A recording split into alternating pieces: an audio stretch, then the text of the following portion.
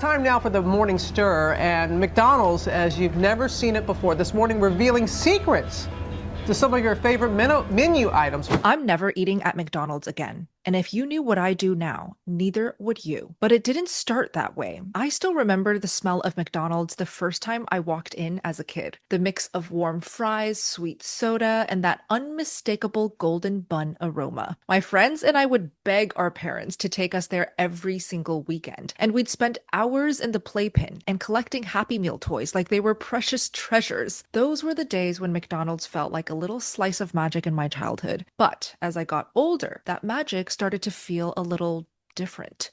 I remember middle school health class watching a documentary on obesity. The film was called Supersize Me, and it followed filmmaker Morgan Spurlock as he eats only McDonald's food for 30 days straight, examining how this diet affects his physical and mental health. It showed people eating fast food, gaining weight, and struggling with their health, and all roads led home to McDonald's. Suddenly, my Happy Meal memories weren't so innocent anymore, and I thought, if I eat like this, will I end up like them? And from that moment on, I started paying closer attention, watching my family order without me, debating whether I should cave or just stick to my salad and rice dinners.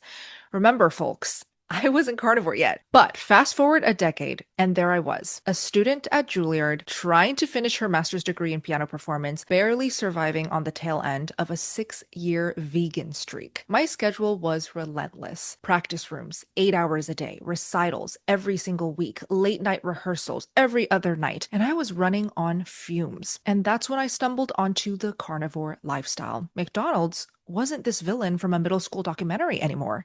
It was a lifesaver. Their burger patties were super cheap and perfect for a busy musician in the big city. For the first time in years, I could eat, focus on my music, and still feel like myself without slowing down. In fact, I would grab anywhere from 12 to 18 McDonald's burger patties at least twice a week, share it on Instagram, and recommend McDonald's as a go-to option for anyone following a carnivore diet as well, especially if you're on a budget. But as I stacked those patties on my plate and posted them online, that old memory of Supersize Me did creep back in. I couldn't help but wonder, was I missing something? And the more I learned, the more I realized that there was a lot beneath the surface that we don't usually see. So before your next order, I'm going to break down 4 meats you should never, ever, ever order at McDonald's. I'm also going to share shocking insights from real ex-employees. And by the end of this video, I will also explain why I personally no longer eat at McDonald's. Let's talk about the meats you should absolutely avoid first, starting with McDonald's pork. For anyone on a carnivore diet, pork might seem like an easy go-to option, but it's one of the trickiest meats to trust. Aside from the heavily industrialized processing and widespread use of antibiotics that most people barely understand, the pork industry itself feels especially murky, riddled with collusion and practices that seem more about profit than quality or transparency. It's also super high in inflammatory omega-6 linoleic acid. Unless we're talking about heritage breeds like Berkshire, which tend to have more of a balanced fat profile and less of that problematic omega-6, but that's just not what they're serving at McDonald's. Do you ever wonder why the McRib keeps disappearing and coming back? It's not because McDonald's is creating demand. The truth is, it only returns when pork prices drop low enough. So what are you eating? Not actual ribs. It's ground pork shoulder and trimmings pressed into a rib shape using restructured meat technology. And this binds ground meat trimmings together to be molded into its famous shape. The processed pork is then seasoned, frozen, shipped to McDonald's restaurants to sit for God knows how long, but only because prices have been driven low enough for mass production to outweigh any concern for quality. But that's not the worst part. The fake shape is held together with meat glue. Yes, that's right, meat glue. It's real, and it's not what you want to think about while eating, but the ingredients list reads like a chemistry experiment. It once contained azotic carbonamide, I don't even know if I pronounced that right, used in yoga mats, shoe soles, and when your sandwich shares ingredients with yoga equipment, It's not a good sign. There's no way that kind of pork could taste good on its own. So in comes the barbecue sauce. The sauce hides the meat's true flavor with high fructose corn syrup, lots of preservatives. And what about those grill marks? Those are painted on with caramel coloring. And ultimately, the amount of time they spend in the warming tray after all the processing, reshaping, cooking is so long that they should be paying rent. But it's just the tip of the iceberg when it comes to McDonald's pork secrets. So now let's talk about breakfast. The most important meal of the day at McDonald's brings its own set of meat mysteries, with the sausage patty taking center stage as perhaps the most questionable morning option. This circular disc of mystery meat holds the record for sitting on the grill the longest of any McDonald's protein. Morning shift workers often cook massive batches of sausage patties during the pre-dawn setup. And testing by food safety experts found that the average McDonald's sausage patty sits in the warming tray for 97 minutes before even being served. That is over 4 times longer than the company's official 20-minute hold time. And that's not all, because the sausage mixture contains a Russian novel of ingredients, 32 of them to be exact, which include additives like BHA and BHT, some of which are literally banned in several countries. The patties also contain MSG under 4 different names to mask the flavor degradation that occurs during extended stocking periods. And there's also something ex-employees like to call the steaming trick. When sausage patties become too dry or develop a crust from sitting too long, workers are literally instructed to give them a steam bath to rehydrate them. This involves placing a damp paper towel over the patties in the microwave for 15 seconds.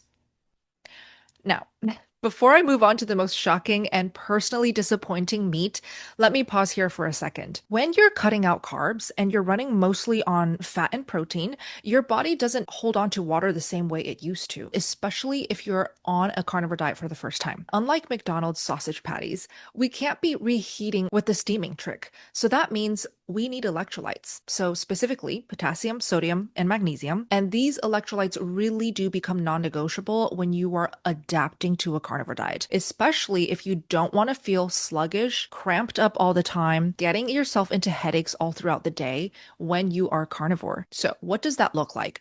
Well, you can either just salt all of your carnivore meals heavier with a high quality salt, or you can just lean on a high quality electrolyte supplement. Now, this right here I'm showing on screen right now is the one that I always recommend and have been for years and years and years. It is from Element, specifically their blue colored teal box labeled raw unflavored. Now, this one is free of everything except the electrolytes, sodium, potassium, magnesium, and it's measured out for you in the right quantities per little packet. You just rip one open, pour it in whatever you're drinking, mix it up, drink it down, and you're good to go. So if you're currently struggling with any of those adaptation symptoms, you guys can all get a free sample pack with any purchase at the URL shown on the screen, drinkelement.com/SBGAL. I've also linked them down below. Let's flip to the cornerstone of McDonald's empire and something that I used to order literally all the time as a new carnivore in New York City. McDonald's sells roughly 6 million beef patties daily worldwide. Daily. Yet their standards for beef patties holds a secret that might shock loyal customers. Unlike the quarter pounder, which gets cooked fresh to order at most locations, the regular patties used in hamburgers and cheeseburgers are almost always reheated. The thin standard patties cook quickly but cool just as fast. So to keep up with demand while minimizing waste, most locations cook huge batches during rush periods, then store them away in warming trays. Studies by food scientists have found that the average regular patty sits for 45 minutes before being served, nearly triple the company's official hold time of 10 minutes. These patties wait longer for customers than you wait in the drive-through line. Regular patties also suffer from what employees call the double batch problem. Managers often instruct cooks to prepare twice as many patties as immediately needed. This creates a troubling cycle where newer patties get placed on top of older ones in the warming tray, which then push the older patties further back where they might not be removed when they should be. So when these patties inevitably become too dry or develop dark edges, workers resort to a questionable revival technique. You guessed it, the steaming trick again. A leaked McDonald's training document actually instructs employees to microwave dried out patties for 8 seconds with a damp paper towel to refresh them. The meat quality differs significantly, by the way, between the quarter pounder and the regular patty. While all McDonald's beef is technically 100% beef, the regular patties contain more fillers and binders. A 2020 analysis found that regular patties contain beef from an average of 100 different cows per batch, and the temperature management poses another issue. The warming cabinets should maintain patties at exactly 140 degrees, the minimum safe temperature, but internal audits found that 83% of locations had cabinets operating below this threshold during at least part of the day. And when patties drop below 140 degrees, they enter what food safety experts call the danger zone. Even short stints in this zone can increase the risk of foodborne illness, especially when patties are later then reheated instead of freshly cooked. On top of all that, when patties sit too long at the wrong temperature, the protein literally starts breaking down and the fat begins turning rancid. Translation: it's just not safe. It is stripped of nutrients and breaking down before it even hits your tray. So if you're a busy carnivore on the go or a truck driver grabbing a quick lunch, the safest move is to actually specifically order the quarter pounder, because if you don't, you'll be handed the standard reheated Franken patties by default. Let's move on to something that sounds healthier for most of the non-carnivore population: chicken. You know that chicken is one of the leanest meats you can eat. For carnivores, it's more like empty fuel that leaves you hungry, and that's the best case scenario. Now, McDonald's chicken is not that. Even though many customers turn to grilled chicken as the healthy option at McDonald's, this might be one of the most misleading menu items. And I'm not saying that just because I'm on a high-fat carnivore diet. The most telling evidence comes from the employees themselves. In an anonymous survey of McDonald's workers, 75% admitted they would never ever eat the grilled chicken at their own restaurants. When asked why, common responses included strange smell when cooking, weird texture, and chemically taste. That rubbery texture notice isn't just poor cooking. McDonald's grilled chicken starts as frozen Franken patties that contain less than 70% actual chicken meat, and that 70% of chicken meat is not the pasture-raised kind. In fact, McDonald's suppliers raise chickens to grow so unnaturally big and so crazy fast that their legs often snap under the weight of their oversized, huge bodies. The rest is a cocktail of modified cornstarch, wheat starch, just terrible things. And before it ever hits the grill, the meat undergoes a chemical bath with sodium phosphates, modified food starch, and other preservatives to maintain freshness. This chemical bath serves another purpose: moisture retention. Now, normal chicken dries out when reheated, but McDonald's grilled chicken can survive multiple reheatings while maintaining a moist texture. Lab tests have shown that these chicken patties can maintain their consistency for up to 6 months when properly preserved. And last I checked, chicken doesn't and shouldn't stay fresh for up to 6 months. But at least they grill perfectly, right? Wrong. Those distinct grill marks, again, aren't even created over an open flame. They're actually pre-printed onto the meat using caramel coloring and dyes. The famous nuggets are even worse. That's not because they're only 50% actual chicken meat. It's actually because of what's in that 50%. Remember the infamous pink slime photos that went viral years ago? McDonald's has repeatedly denied using this pink slime in current nuggets, but former employees tell a different story about what goes into the mixing fats. Chicken parts that most people would discard, including rancid fat, rancid skin, connective tissue, blood vessels, and ground bone, are all fair game for the nugget mixture. But the final warning concerns those flat-breaded chicken patties used in sandwiches. These rank as the lowest quality chicken products on the entire menu, according to former quality control staff and kitchen managers. A 2021 survey of 2,000 fast food workers ranked the McChicken patty as the item they would least likely eat themselves. And during morning inspections, chicken patties that fail quality checks for dinner service are often diverted to breakfast items, where they're chopped and added to breakfast burritos. McDonald's chicken might be misleading, but even if you're having the organic pasture-raised kind on a low-carb or carnivore diet, it is very important to understand how your food impacts your body in real time. My friend Jenny Mittich, who I recently went live with, is a huge advocate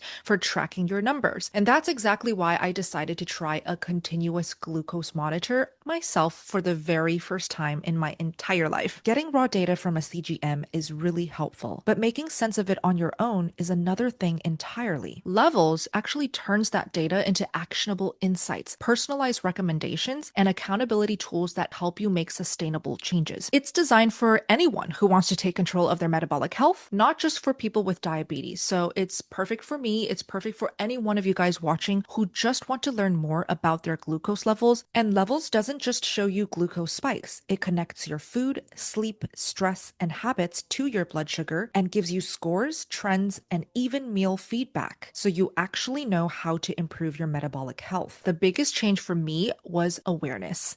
I realized that even on a strict high-fat carnivore diet, some cuts left me energized, focused, and satiated, while others actually spiked my glucose and left me feeling sluggish. Here's the 4 things that I learned. Poor sleep causes any meal to spike more than usual. Stressful days increase glucose spikes even more. Eating fat first thing in the morning really soothed my hormones throughout the day and really minimized any glucose spikes throughout the day as well. Even a 10 to 15 minute walk after meals really helped reduce the time under the glucose curve. Evening meals cause higher spikes than morning meals. I truly feel like I upgraded my carnivore lifestyle in ways I didn't even know that I needed. I highly recommend getting a Levels membership with the Stelo glucose monitor. The annual membership costs less than any Medicare premium, and it puts 100% of your health in your hands with all the insights you need right from your phone. When you head over to the link on the screen, you'll get 2 extra months free on your annual membership. Let's get back to the video. Swimming deeper into McDonald's menu brings us to the last meat that you should never order, and that's fish. Not that the filet-o-fish was ever at the top of any seafood lover's menu, but former employees consistently ranked this item as one that you should never order. A survey of 100 McDonald's workers revealed that 87% admitted their locations really make these sandwiches to order. The filet-o-fish suffers from low popularity outside of Fridays, and this creates a serious freshness problem. Since so few customers order fish patties,